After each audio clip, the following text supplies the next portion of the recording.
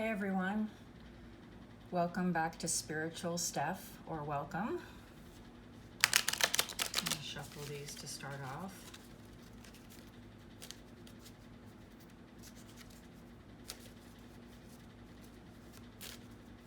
Take one of these. Success. I know that there is no greater goal than to love.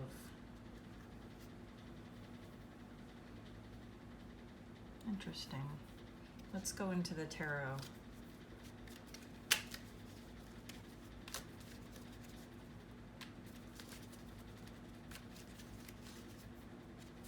think this is interesting because you don't usually think of like success in our society as, being loving, but it's really all that matters, isn't it? Let's see. Eight of Swords, Two of Wands, Judgment, and the Hierophant.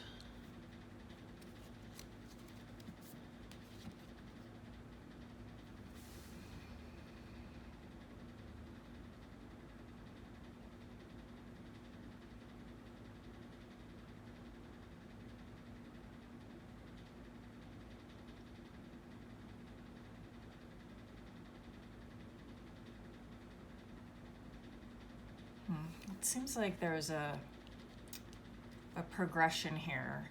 So with the Eight of Swords, we have someone who's powerless, victimized, anxiety and fear. And then we're followed by the Two of Wands, which is about taking a risk, options, leaving your comfort zone. And you can see the road here goes into two paths.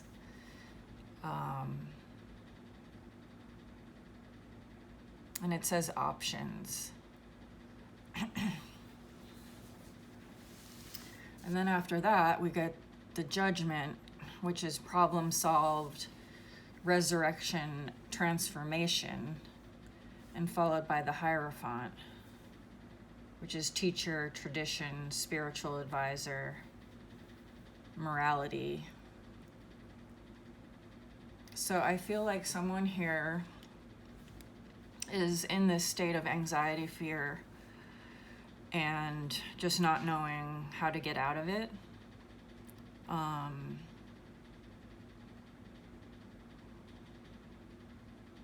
And basically, to get out of this self-imposed prison, you have to take a risk.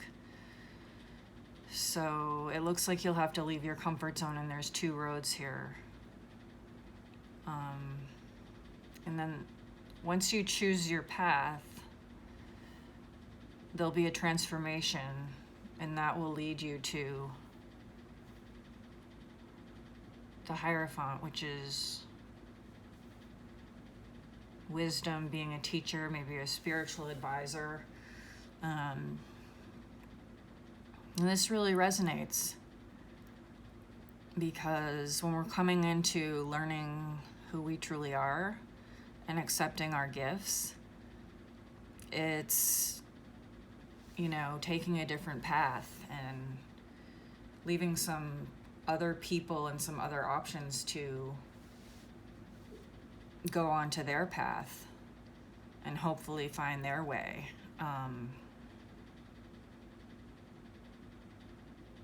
But it can be really scary because you don't really know what to do. And you kind of have to make a leap. You have to kind of believe in yourself that you can heal and that you do have gifts that will be uncovered. And that things will be resolved. And then most likely that you're a leader or a teacher or will become one. And this path is the path for a lot of empaths that have gone through abuse. And they end up taking their pain and becoming a teacher and helping other people to heal. Let's get into my deck here.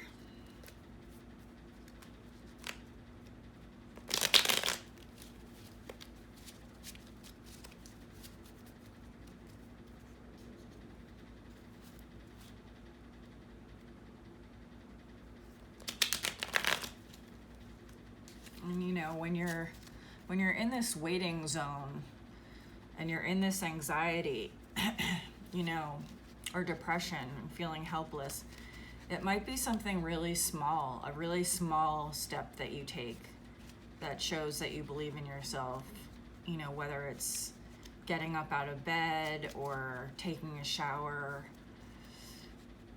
you know,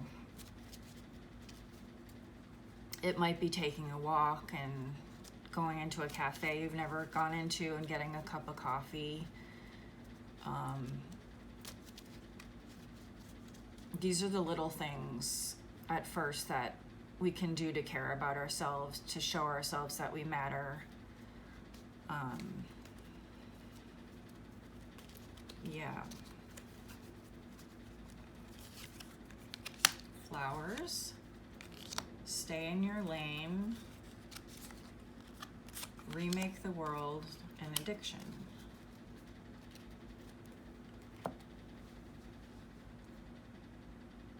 So yeah, this is what I was just talking about. You know, maybe you need to buy yourself flowers. And it reminds me of that Miley Cyrus song too. You know, that you can buy yourself flowers.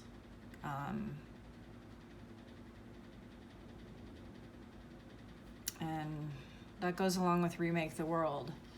Because a lot of empaths, we don't feel like we fit in, and we feel powerless to a lot of the ways of the world and the cruelty, the meanness we see.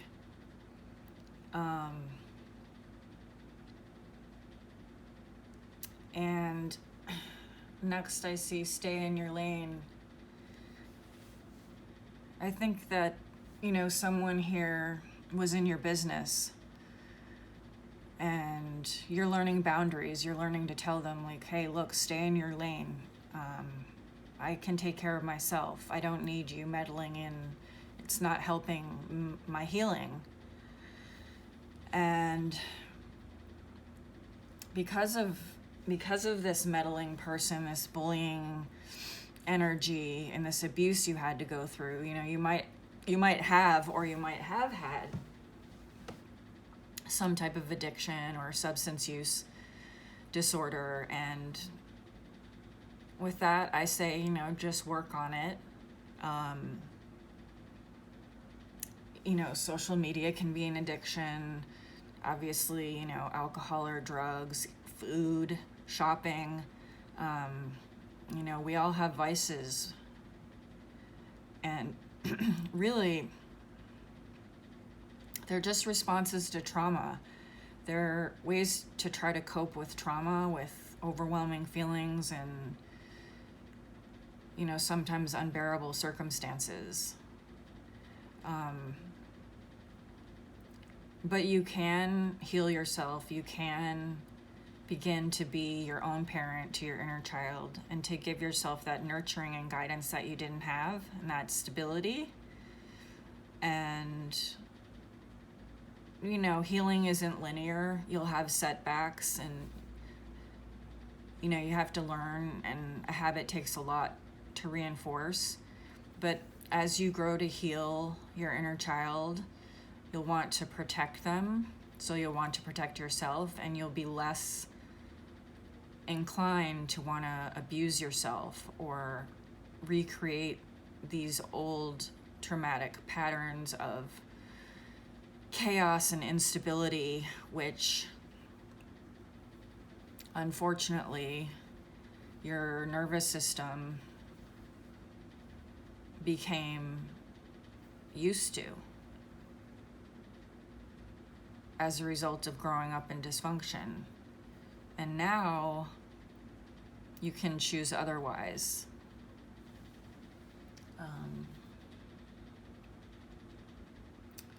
Let's get an oracle card here.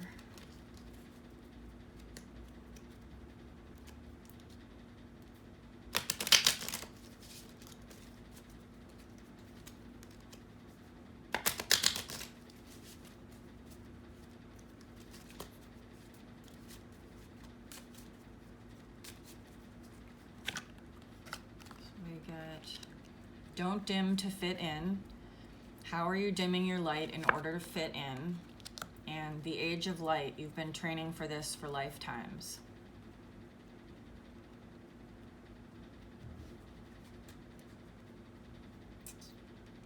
Yeah, this makes sense.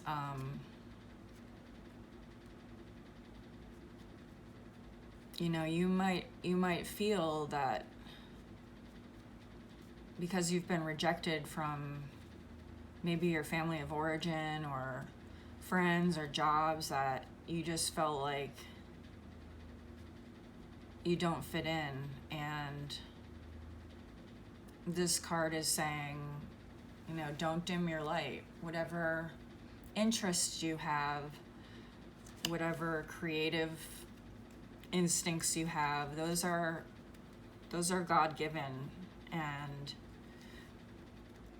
they're beautiful. And you know, narcissists or abusive people, they don't have access to these gifts, and they don't have empathy, so they don't naturally want to use their gifts or talents to help other people, which you do. And it says you've been training for this for lifetimes. And that says to me, you know, you may be a spiritual teacher, you may be a tarot reader, you may want to have a social media presence that offers self-help or poetry to heal the collective. And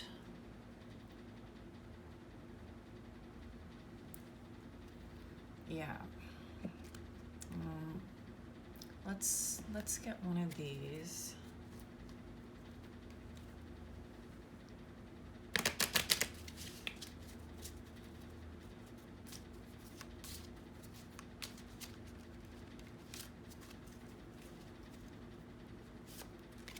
And this says, sword, make the change.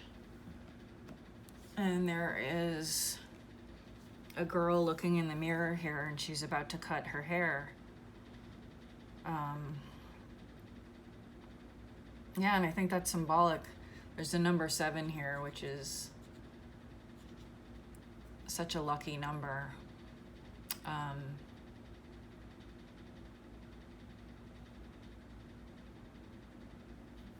I think that this is symbolic of seeing yourself in a new light, and you know, not hating yourself and not being like your abusers, and just encouraging you to make the change, whether it's a small change, like I said, wherever you are on your healing journey. Sometimes, you know, changing your appearance can be really empowering, especially with hair. A lot of times narcissists will criticize something about your physical appearance, which is very cowardly. But they're probably just actually jealous of your beauty or your looks, but they'll pick apart, you know, your body, your hair, your face, your nose, the way you talk, the way you stand. And it's so damaging. And so it can be really freeing to do things like that they say that you shouldn't do. I have really long hair myself now, and I was always told, you know, growing up, that my hair was stringy and it was too long and it didn't look nice. But I know that's not true now. Let's take one of these.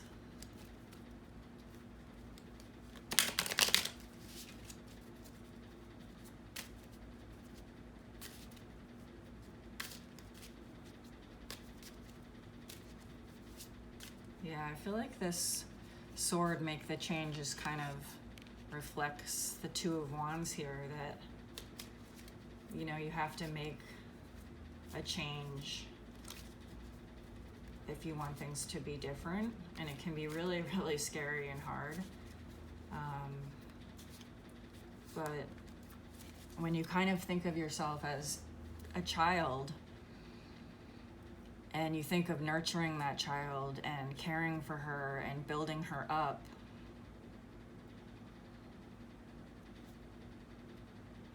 you'll have more courage to make the changes, because you'll do it for her. Ultimately, then you are doing it for yourself, but it can be tough to value yourself when you've come through a lot. So it can be easier to visualize yourself as a child, and even maybe find a photo of yourself as a child and frame it and put it somewhere. I have one on my refrigerator that my friend made for me, and it's like, she got it at Walgreens. It makes a picture into a frame that's a magnet, and it's like very affordable. And it can bring up a lot of emotions, but it's like living in reality. It's not living in the dysfunctional, you know, narcissistic family lie. And it's a reminder that there was actually a lot of pain and abuse, and this child really suffered, and that's why you're in pain and suffering today. And it just makes a reminder that you're not going to continue the same patterns. You're going to, as the first card said, success is actually learning to love and to love yourself. There's nothing else you need to prove. A lot of these other things that were held up as meaningful, you know, goalposts, which you could never reach anyway. The most important thing is to learn how to love yourself. And it sounds really like corny, but your purpose will follow after you do that. So you can kind of breathe a sigh of relief that you don't have to run around like a chicken with your head cut off trying to get approval anymore, because you're just trying to get your own approval. And let's take one of these. Let's see. When I lean on certainty and faith, I change my mind about the world I see. Yeah, I think that correlates with the Judgment here about an awakening. I love this eye here. And yeah, it does take a lot of faith. You have to choose a path, and you have to say, okay, I'm going on this scary journey, and I may have to leave people behind that, you know, don't treat me well and don't nurture me and protect me. And it can be a lot, but you can find places of certainty and faith, like a therapist or, you know, YouTube reader. There's healing communities on Reddit, and you can gain the strength that you need to see that the world that they have painted full of pain and failure and misery is just their reality. It isn't the world. And there are nice people and good people that will treat you well in the world. They've just convinced you that you're not worthy of it.